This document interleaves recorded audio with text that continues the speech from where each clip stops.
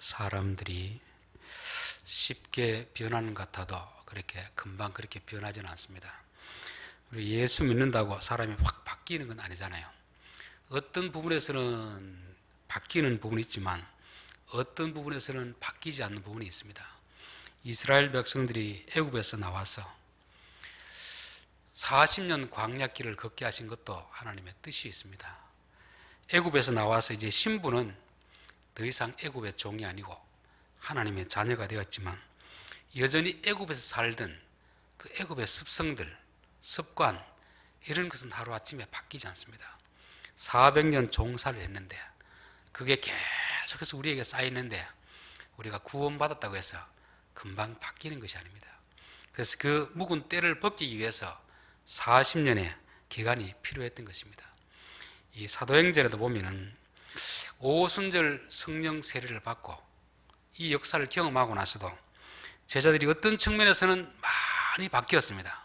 그러나 어떤 부분에서는 전혀 바뀌지 않는 부분이 있었고 어떤 부분에서는 조금 바뀌어진 그런 부분이 있습니다. 이들이 성령의 역사로 예루살렘의 교회를 새롭게 시작하고 나서도 사마리아 땅으로는 조금도 나가지 못하는, 이게 뭐냐면 유대인들이 가지는 그 선민의식 때문에 그렇고 이방인에 대한 그 배타적인 생각, 그 생각 때문에 그렇습니다. 그래서 베드로도 요한도 그 부분에서는 전혀 바뀌지 않았기 때문에 하나님은 빌립을 통하여서 그 일을 시작하셨습니다. 오늘 사도행전 10장에 보면은 아직도 베드로에게 남아있는 옛 유대교적인 그런 습관들, 그걸 우리가 조금 볼 수 있는 그런 장면이 있습니다. 자, 9절에 보니까 이튿날 그들이 길을 가다가 그 성에 가까이 갔을 때 그때 베드로가 기도하려고 지붕에 올라가니 그 시각은 제6시더라. 그가 시장하여 먹고자 하며 사람들이 준비할 때 황홀한 중에 이 베드로가 이제 기도하러 지붕에 올라갔습니다. 우리는 말하면 지붕보다는 옥상이 개념이 맞겠죠. 이스라엘 나라 집 구조가 위층은 우리 옥상처럼 돼 있어. 그 위에 이제 곡식도 마르고 사람들 올라가서 말씀도 묵상하고 기도하는 그런 장소로 사용했습니다. 근데 이스라엘 나라에는 기도하는 그 습관이 있습니다. 그게 뭐냐면 아침 9시에, 낮 12시에, 그리고 오후 3시에 이렇게 기도하는 습관이 있습니다. 이는 철저하게 그 시간을 지키는 것입니다. 그런데 기도하는 것은 참 좋은 것입니다. 근데 이게 너무 형식적으로 하는 그런 경우가 있습니다. 마태복음 6장에 보면 예수님이 너희들 이방인들이 하는 기도 따라하지 마라, 외식자들이 하는 그런 기도 하지 마라는 것입니다. 우리는 신앙생활하면서 기도를 좀 더 많이 하라고 가르치는데 예수님은 그런 기도 좀 하지 말고 바른 기도를 드리라 이렇게 하는 것입니다. 그럼 여기서 베드로도 사실은 지금 이 기도가 유대인의 기도인지 정말 하나님을 사랑하는 마음에서 하는 기도인지 그건 우리는 잘 모릅니다. 그렇죠?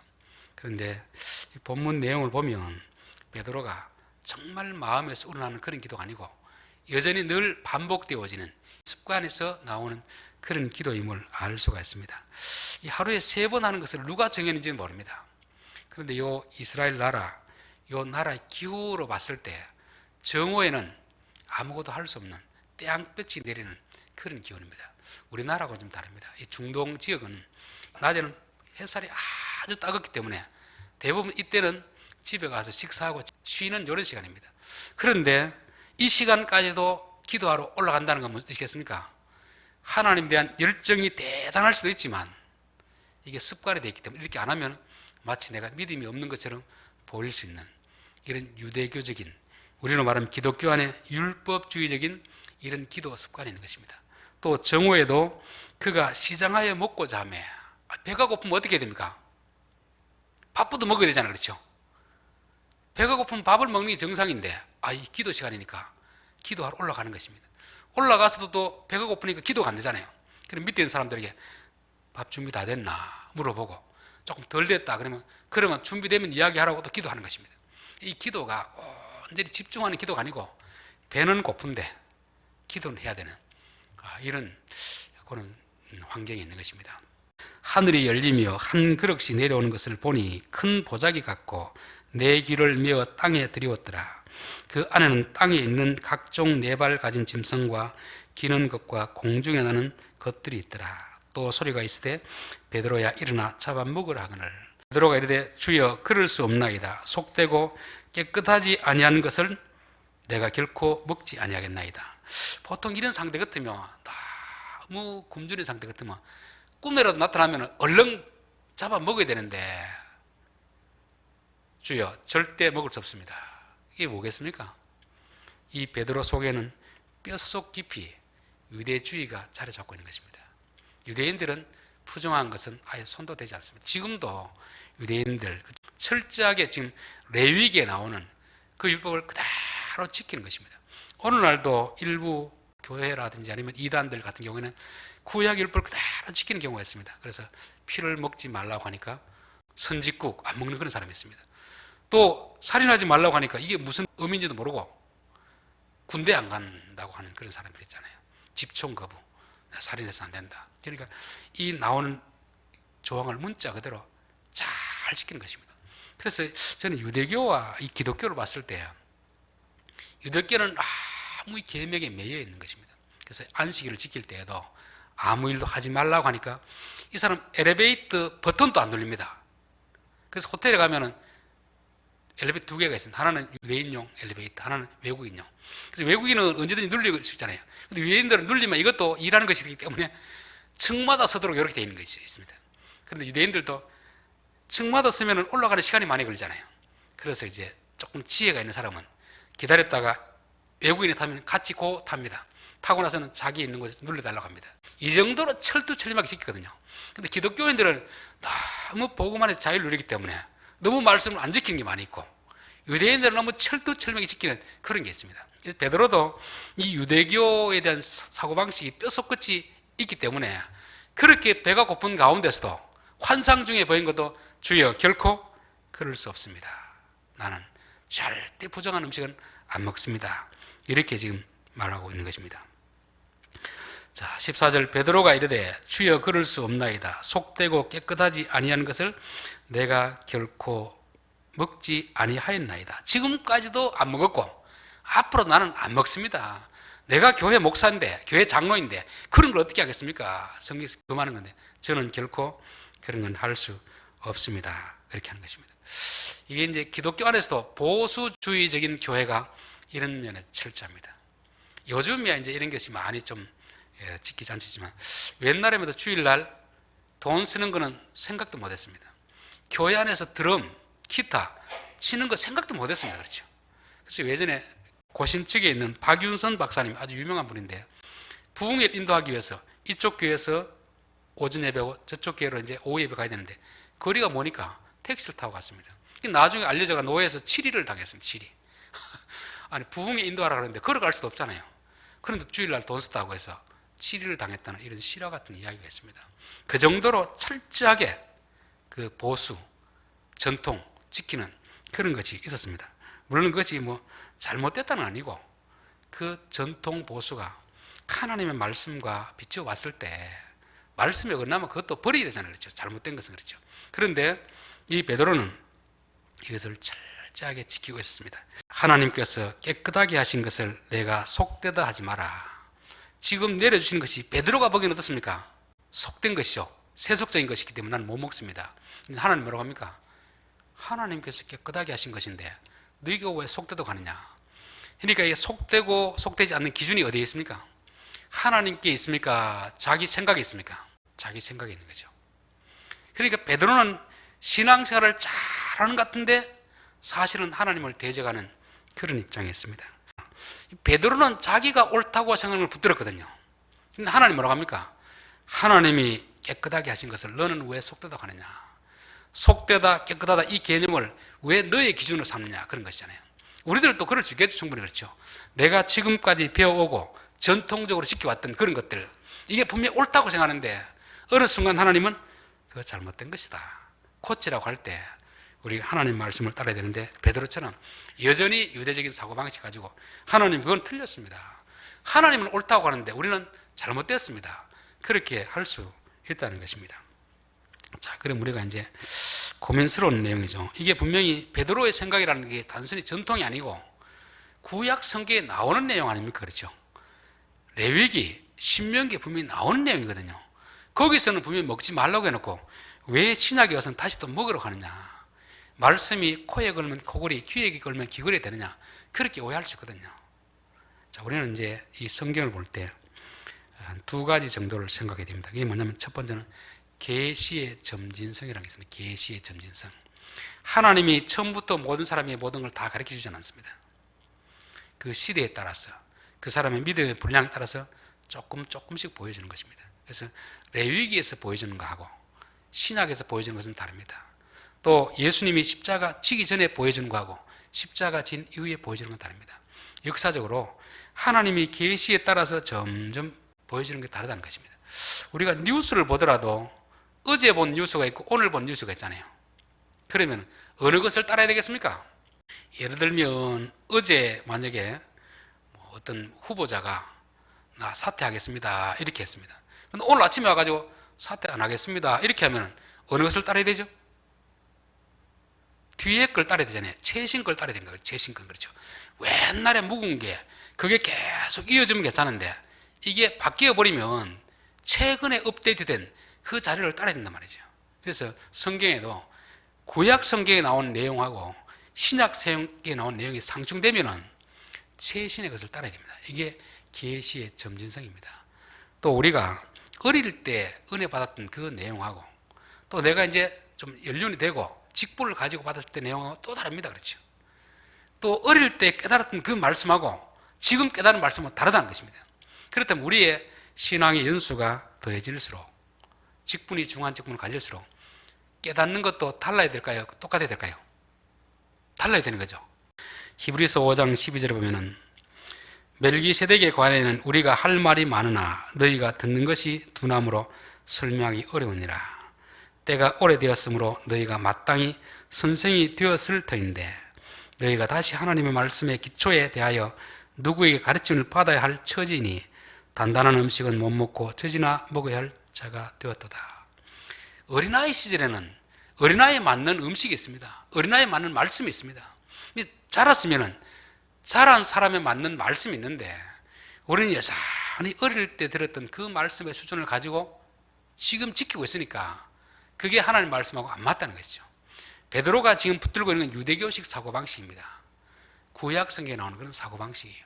이게 이제 예수님이 오고 또 성령님이 오시고 나서 이 뜻을 밝히 비추어졌음에도 불구하고 여전히 옛 것을 붙들고 있는 것입니다. 그래서 우리는 업데이트된 정보, 내가 최근에 하나님 깨달은 말씀이 우선적으로 받아들여야 되는 것을 말씀하고 있습니다. 마태복음 9장 14절에 보면 그때 요한의 제자들이 예수께 나와 이르되 우리와 바리새인들은 금식하는데 어찌하여 당신들의 제자들은 금식하지 아니하나이까. 이 세례 요한은 율법주의 시대의 마지막 세대거든요. 그들은 금식하는 게 왜 하겠습니까? 원래 성경의 금식은 1년 한 번, 대속죄일 한 번 하도록 되어 있습니다.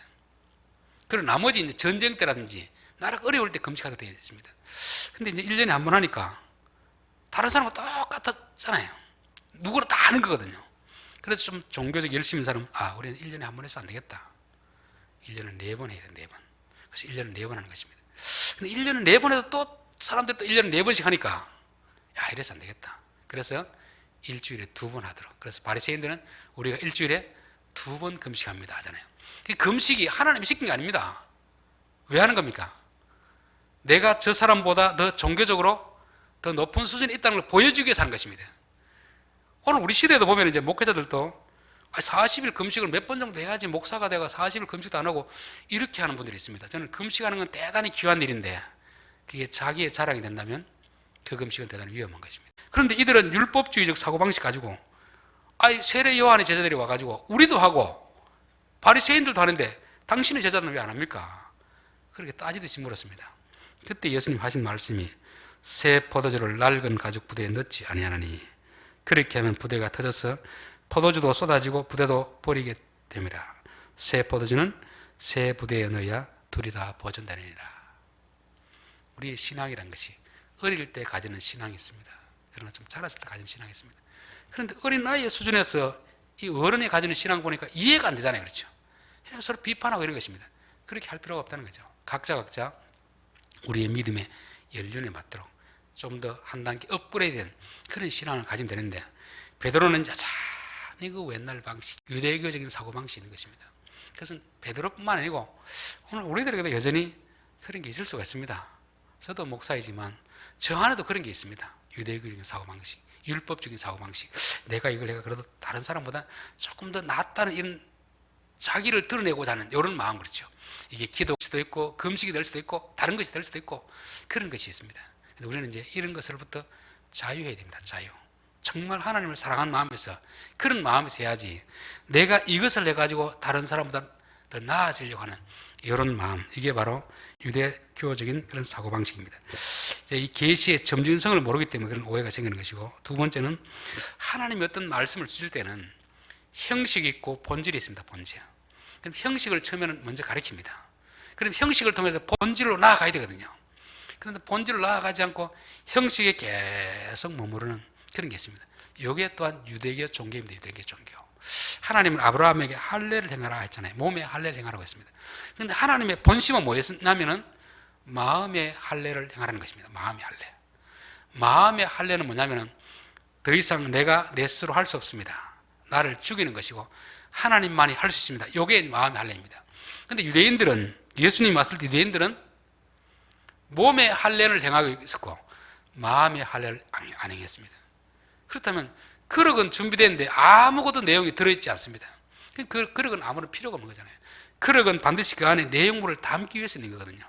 그래서 구약에 있는 이런 많은 율법들이 형식입니다. 형식. 그럼 그 형식 속에 뭐를 담아야 되겠습니까? 본질을 담아야 되잖아요. 본질, 그렇죠. 본질을 담으면 그 형식도 귀한데, 형식은 있는데 본질이 없으면 그건 그 포장지만 화려한 그런 것밖에 되지 않습니다. 그래서 로마서 2장 26절에 보면은 내가 율법을 행하면 할례가 유익하나 만일 율법을 범하면 내 할례는 무할례가 되느니라. 할례를 행하는데 율법을 안 행합니다. 그거는 아무런 할례가 의미가 없다는 거잖아요. 할례를 행하는 게 뭡니까? 내 스스로 아무것도 할 수 없습니다. 하나님이 주인 되기 때문에 하나님 말씀을 따르겠습니다. 이게 할례 본질이거든요. 그런데 껍데기 할례를 행했는데 진짜 본질적인 할례를 안 행한 그런 경우는 아무런 의미가 없다는 것입니다. 오히려 이방인들이, 몸에 할례를 행하지 않는 이방인들이 율법을 지키면 그게 진짜 할례 행한 것이다, 이렇게 말씀하고 있는 것입니다. 우리 신앙생활도 이 성경이 말하는 껍데기를 붙는 게 아니고 본질을 붙들어야 됩니다. 그래서 뭐 선지국을 먹느냐 안 먹느냐 이게 중요한 게 아니잖아요. 왜 그런 말씀을 하셨는지 그 본질을 찾아가야 되는데 베드로는 아직까지 그 정도까지는 가지 않고 있습니다. 자, 그래서 우리가 이 부분을 모르면 구약과 신약에 대해서 오해하는 경우가 있습니다. 지금도 이제 구약에 대해서 어떤 분들은 구약은 옛날 율법이니까 지킬 필요가 없다, 그렇게 하는 분들이 있습니다. 그래서 지금도 어떤 목사님들은 구약에 나오는 모든 것들은 율법이니까 지킬 필요 없다, 11조 할 필요 없고 뭐 주일 성수 할 필요 없고 뭐 할 필요 없고 다 없다고 하는 것입니다. 그분들은 이 형식을 통해서 본질을 모르는 것입니다.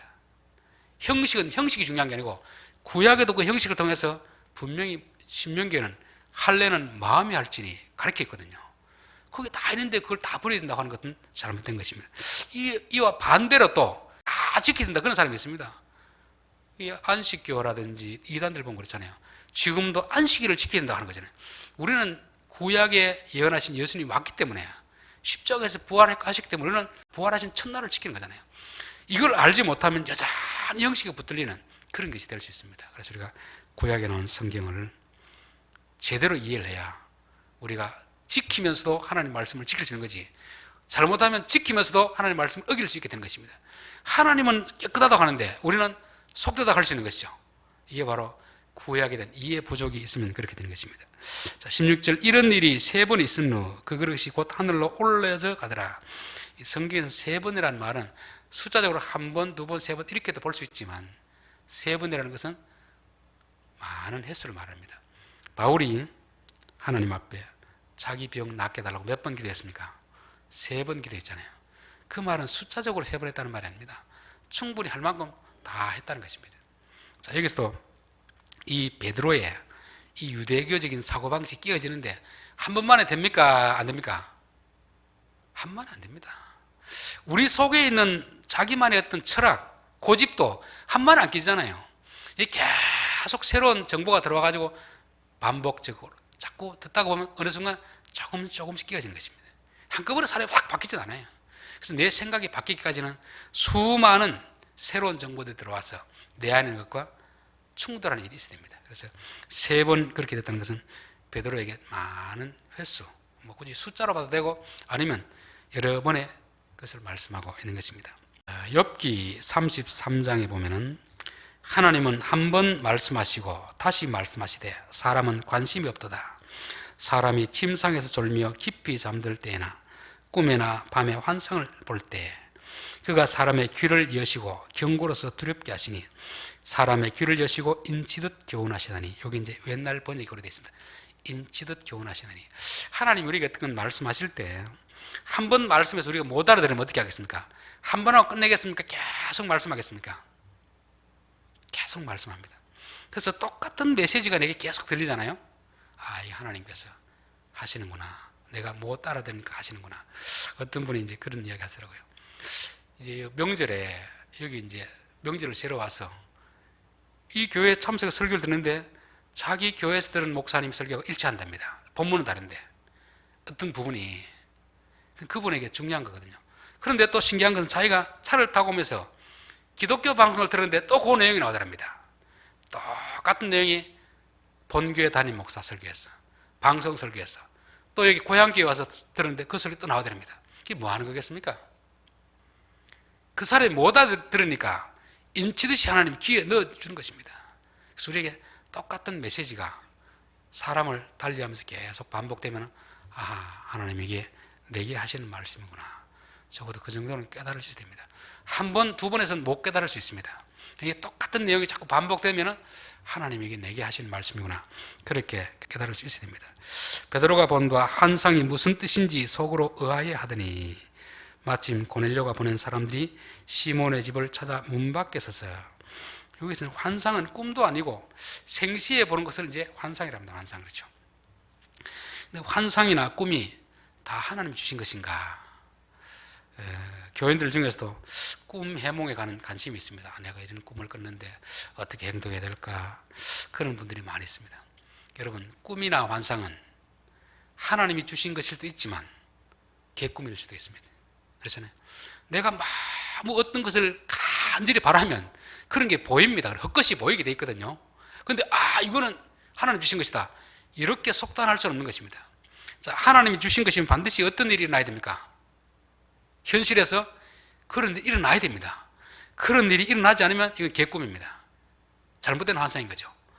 어떤 여자분이 환상을 하나님이 보여주시는데 그해 7월이면 북에서 침략을 해가지고 남한에 전쟁이 난다더라, 이렇게 해가지고 그 교인들에게 막 이야기해가지고 교인들에게 뭐 필리핀으로 가고 어디로 가고 막 다 그렇게 도피시킨 적이 있잖아요.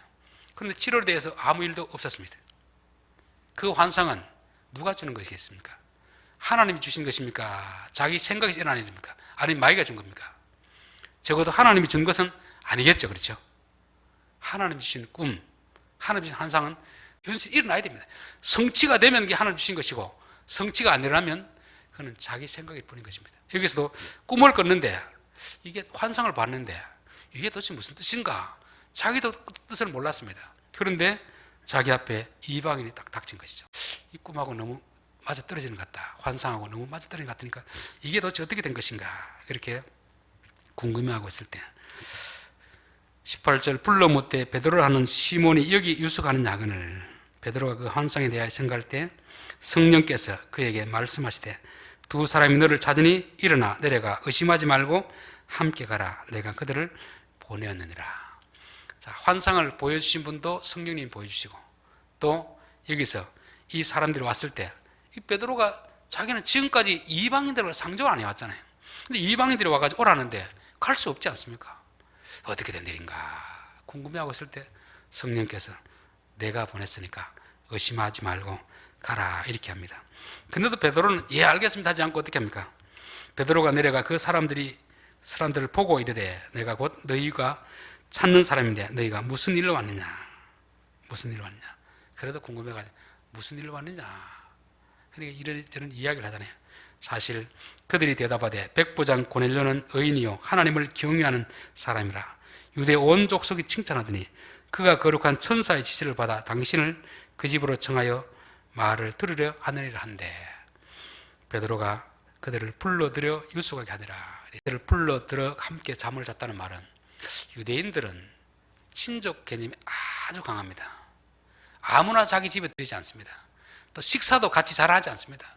미국에서 유학하는 사람 이야기를 들어보니까 유대인 친구가 있었는데 그 집에 가서 식사하기는 아주 어렵답니다. 정말 형제들이라든지 친구 중에서도 진짜 친한 친구는 자기 집 초대해서 식사를 하지만 그 외의 사람들은 그렇게 안 한답니다. 그만큼 유대인은 배타적인 게 강합니다.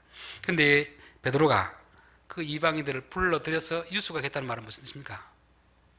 자기들의 편견을 깨고 이제 그들을 같이 맞아들인 것이죠. 그래서 베드로가 성질이 급하고 좀 생각도 짧고 이런데 하나 장점이 있습니다. 그게 뭐냐면 자기 생각이 아무리 옳다고 생각해도 하나님이 주신 생각이 들어오면 그 생각을 붙드는 것입니다. 누가복음 5장에 그런 말씀이잖아요. 그물을 던지라 할 때 밤새도록 내가 그물을 던졌습니다. 그러나 당신의 말씀에 의지하여 그물을 내리리다. 이게 베드로가 참 본받을 만한 신앙입니다. 베드로도 고집이 있고 경험이 있고 다 자기 생각 있잖아요. 자, 우리 성도들은 아무나 말을 쉽게 들으면 안 됩니다. 그렇죠? 그 사람이 누군지 알고 들어야지. 특별히 우리 잠언할 때 이야기했잖아요. 음녀는 누굽니까? 낯선 사람, 모르는 사람인데 말이 꿀처럼 기름처럼 청산주처럼 말을 잘하는 사람이 있습니다. 그런 사람, 내가 모르는 사람 말을 또 함부로 따라가면 안 됩니다. 또 어떤 사람은 너무 또 고집이 세가지고 사람 말을 안 듣는 사람이 있습니다. 너무 말을 쉽게 듣고 따라가는 사람도 문제이고 너무 고집 피워서 안 듣는 사람도 문제입니다.